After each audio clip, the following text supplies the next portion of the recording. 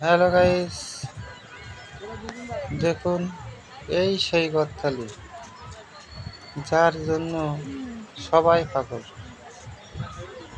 এই সেই গদখালি বাংলাদেশের সেরা ফুল বাগান।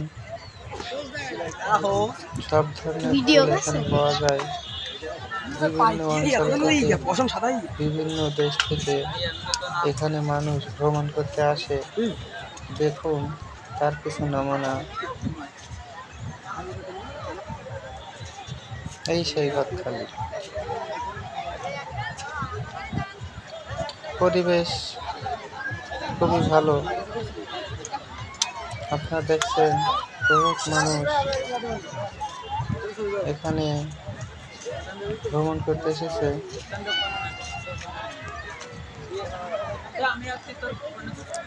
দেখুন